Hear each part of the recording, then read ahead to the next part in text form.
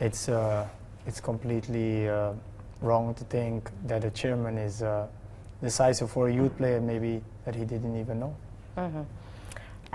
Post the Stamford Bridge experience, your career sparked with Belgian club Gent, 59 appearances and 14 goals in 3 seasons, clinching the Belgium Super Cup and many other awards. How special and happy was your time back then?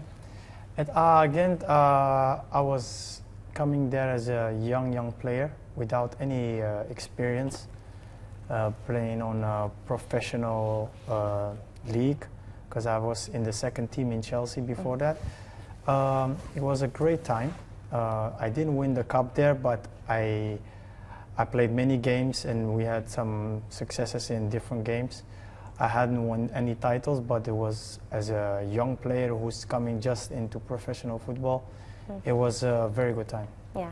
From Ghent to rivals, Anderlecht, where you were at your best, Mbarak, winning more titles and more awards, MVP, Belgian Player of the Year, and the Golden Shoe on more than one occasion.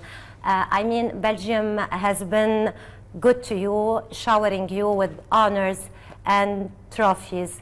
What was the secret? I think it started in Ghent already.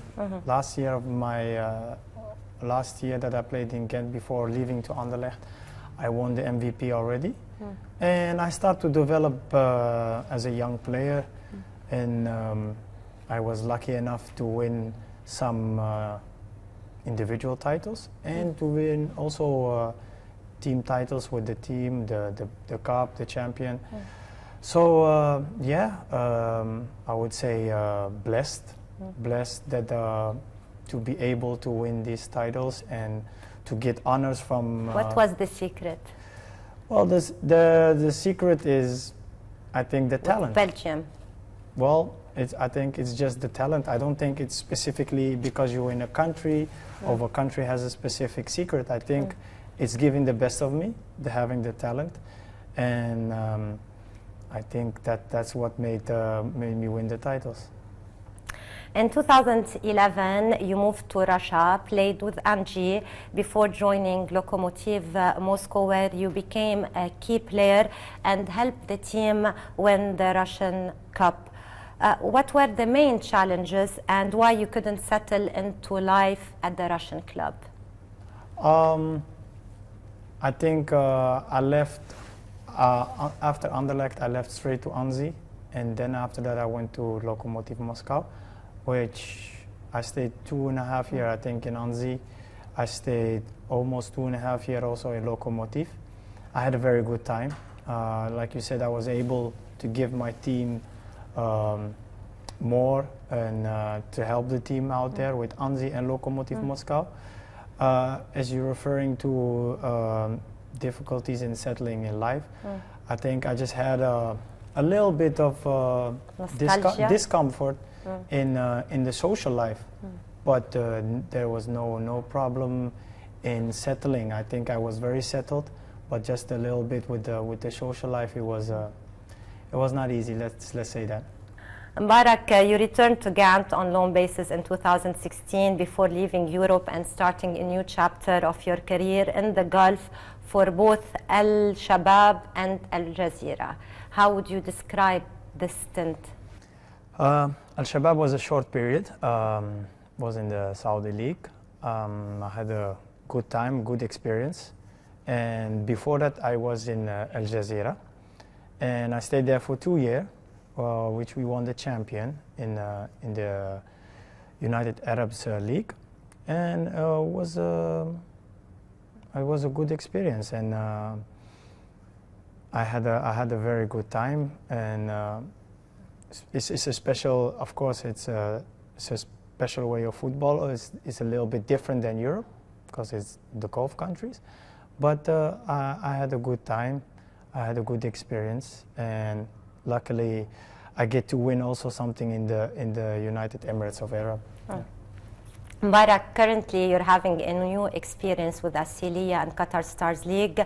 The Qatari club under the management of Tunisian Sami Trablsi exceeded expectations last season and earned a spot in the AFC Champions League. What are your ambitions with Asiliya, and how is the team developing and improving day by day as a collective unit? I think it's a very good challenge for me because of what they experienced last year. They had a good result, a surprising result as far as for Asiliya. But I think with my experience, I already played in this Champions League many games, and I think as far for me, it's good.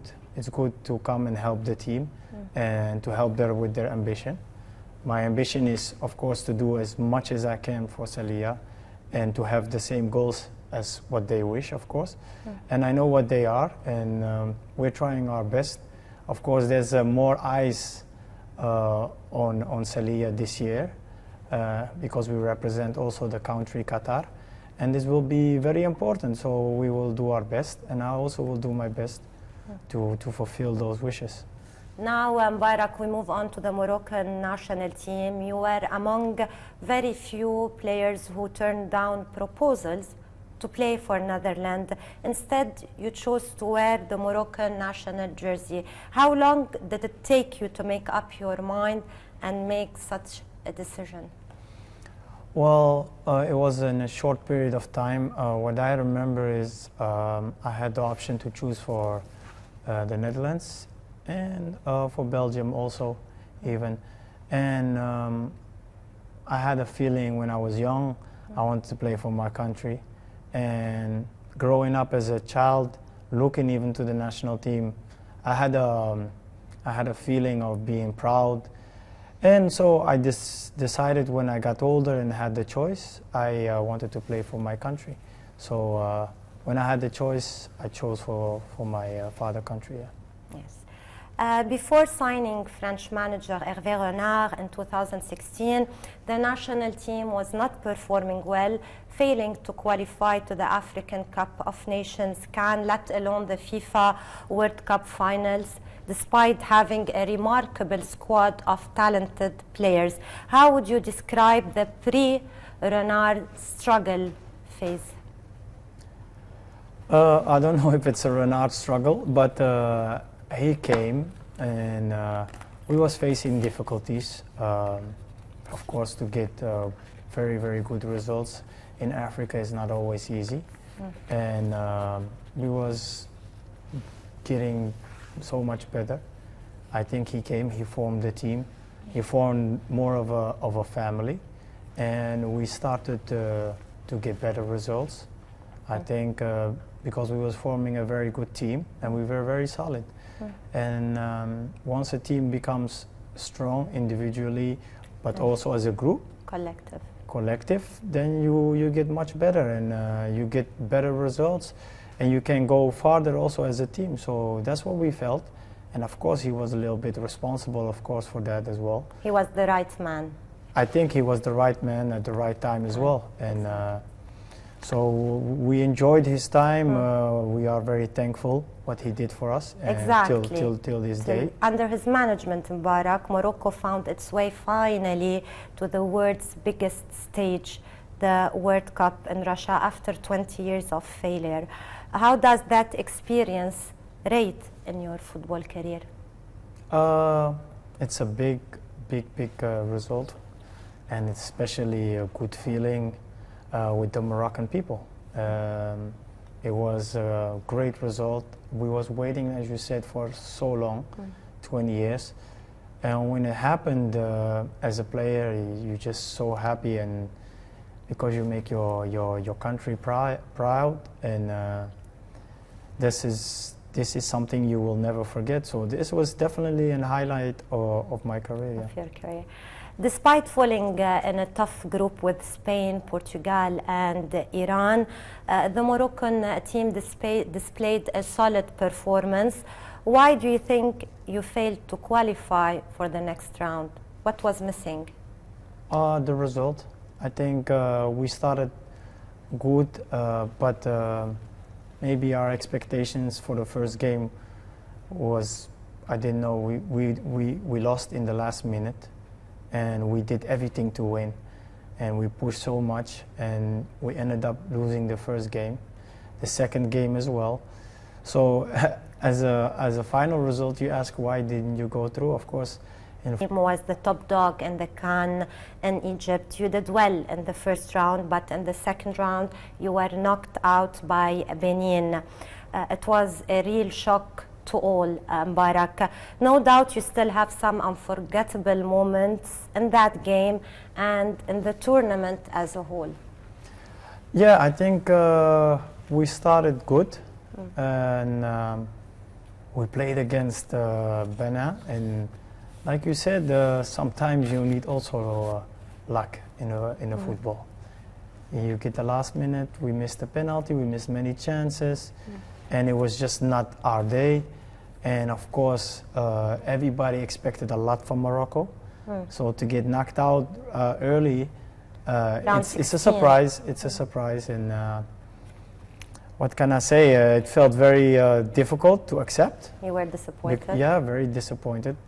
Did you think back then that the national team was in need of the services of Hamdallah, who left the camp following the Gambia friendly game? If you can see something happened like in the game where he wanted to take a penalty, but you had the name of Fajr as number one. So when you come in the dressing room and there is Faisal Fajr as the number one penalty taker, even if as an attacker you want to take the penalty, but you should also respect what the coach say and what kind of lineups he gives. So you can always feel a certain way, or you can expect a certain way, but I think it's more important what is fair, what is the rules, and you respect that. The group. Well, you know, if you leave the team, basically you left the country. Exactly. So it was up to him, but nobody ever pushed him away. Nobody gave him a feeling. In football, there is always discussion. You can get heated in the training. You can have a discussion, but there is never a personal thing, and it was never. But of course, some players, they feel maybe they're, like you said, injustice, but there was always fairness. He can feel that there was injustice, but it never was because I was there. Okay. You made the hard decision, Barak, hanging the national boots.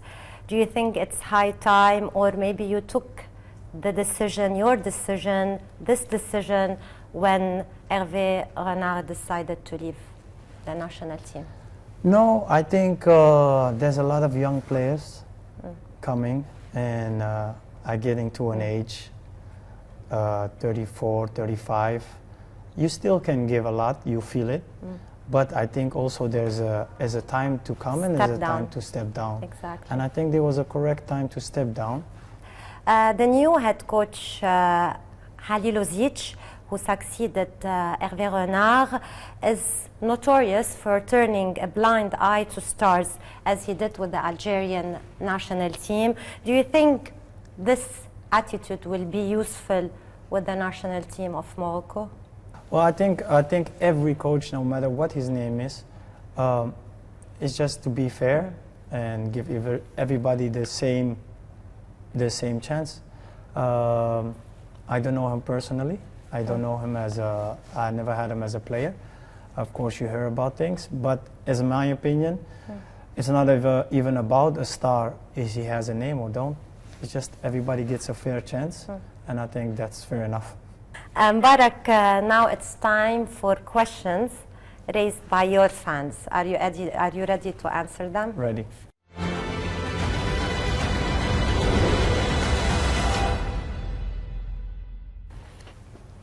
Here we go.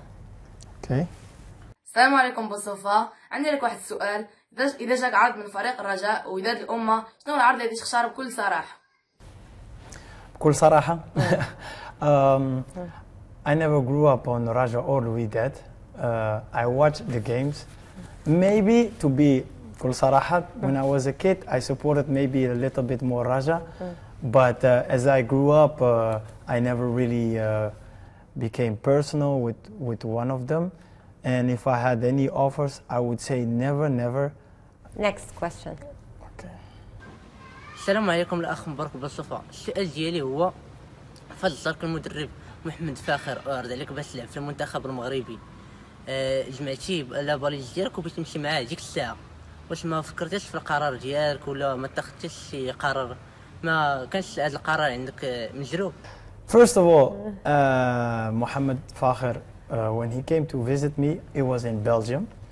He first time saw me when I was in Ghent. Okay. And it did not happen that I took my suitcase straight away. He came after the training. So when that is been said or somebody said that, that is not true. And but I was ready to go with the national team, of course, but not straight away with my suitcase after the coach. No, he came to see me in Ghent. We had a conversation, we spoke, and then couple of months after, I was called up. Okay. Next question. السلام عليكم مبارك بوصوفه. عندي لك واحد السؤال. ملي كانت عندك 13 عام حطمتي رقم قياسي في الجونغلاج في ملعب اياكس امستردام. قداش كانت صعيبه هاد التجربه؟ 900 times. Yes. It was a very good experience, a special experience. As a young kid, you coming in a stadium. Before a big clash between two big clubs. Before a big game, I would say. But I knew what I had to do. I was practicing before. And of course, it's just a different feeling because you're in the arena. But it was not, as his question is, was not that difficult because I was zoned out. When you zoned out, it's like you come in something and I was doing good and I did it in one time. Do you still can do it? I think I still can do it. If it We depends will on your challenge focus. you. Yes. You will have to post a video on Instagram and you have to accept the challenge 900 times. I can. Okay. If you do 25 times, I'll do 900 times. Good? Don't Deal? challenge me. I challenge you.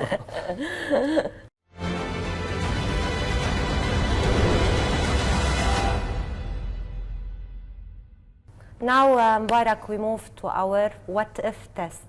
ماذا لو? What if you were the president of the Royal Moroccan Football Federation? Who would you nominate to succeed Hervé Renard? If you want to speak in fantasy, let's for Exactly. example, What if? I would say Jose Mourinho. If you were the head coach of the national team before the 2019 CAN, how would you solve the Hamdallah issue? I've been there. No, you've been there as a player. What Yeah. if you were Hervé Renard? How would you solve the issue? The same as him. What if you were the current manager of the national team? What are the names you would bring to the team from the local competition? Whoever is league. doing good in the local Give me competition. names. I would say whoever doing good. Barak, you played in Russia before the country hosted the 2018 World Cup. Now you are in Qatar that is about to host the 2022 finals, the first in the Middle East region. What are the similarities and distinctions you see in between? I think Russia did very well, first of all, to organize the World Cup. I think Qatar now is doing also a very good job. As you see the stadiums, we played in Wakra Stadium. In Janoub. Yes, and it's a little bit like the stadium in St. Petersburg from the inside, played there. So there's a lot of good things happening here and preparing very well. Now, Mubarak, we move on to our curious test, a bunch of short questions which require from you an answer in 1 or 2 words. Okay, Ready? okay. Best season in your career? I would say 2010 In Belgium. in Belgium, yeah. Yes. Worst season in your career? Last year, because I didn't play for 6 months. Best club coach you played under? I would say Ariel Jacobs. Best national team coach, the one who influenced you the most? Obviously, Hervé Renard. Okay, no doubt about that. The greatest player of all time, in your opinion? Lionel Messi. The best player in Morocco's football history? I would say Timoumi. The most beautiful goal you scored? It's been a couple. I think the one against the bicycle kick against German Albeerschot. That was my most beautiful goal, in my opinion. Most important goal? One big game, Anderlecht against Club Brugge. It was 2-2, and it was in the last minute, and it was a big game. It's like El Clasico of Belgium, and I scored in the last minute the 3-2. That was the most important one, yeah. The best moment of your entire career? I would say the best moment, maybe when I was just coming into professional football with A Gent, when I scored my first goal. I had the feeling, okay, now I'm here. It was a very beautiful. The worst moment? The worst moment, I would say, last year, because I didn't agree with my old club, Al Jazeera. So in the last moment, I stayed without football. I think that's the worst moment. Easy. The club you wished you played for, but you didn't? Barcelona. The person behind your illustrious footballing career? I would say my family. My family, my cousin, my brother, my family. Okay. Best Moroccan player right now? There's a couple, sorry. I will say a couple of names. Hakim is doing very well. Amin Harit is doing well. Hakim Ziyech is doing very well. So they're all doing well. To say the best, it goes week per week. I have now a list of names you're familiar with. I would like you to describe or comment on, and also 1 or 2 words. Fawzi Lakja. Describe Fawzi Lakja, describe him? Describe or comment. I think did a very good job. Helped the national team to progress, to develop. Okay. Hervé Renard. Very good coach. Made me understand the African football, I would say, and that's what many people don't get. That Africa football is different than just playing, for example, in Europe. Mahdi Ben Atiyah. The #1 captain, the absolute captain, because not only as a captain, but also as a person, as a captain in the dressing room. Yes. Abdelrazak Hamdallah. Very good striker. Badou Zaki. Known him, had him as a coach. Very good person. Was fair to me, and called me up and had several discussions with him. Good conversations. So I would say a good man. Sen Amouta. Don't know him as well as a coach. I know him, of course, that he coached, but personally never worked with him. Okay. Moroccan. Well, yes. I had him in a short time of period where we had 4 coaches, and he was one of them. But I didn't know long enough, and I don't remember that much. Moroccan sports media. They always been good to me. So media doesn't matter which country. There's always speculation, and this is the job. This is what comes with. But Moroccan media always been good with me.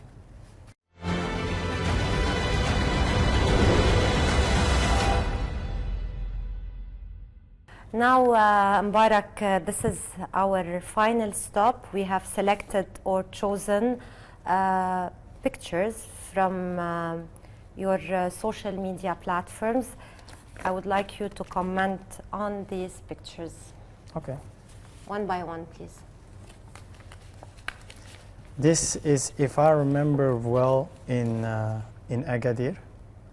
And when they sent this to me, I was very proud because I used to be very young and used to go on vacation with my parents.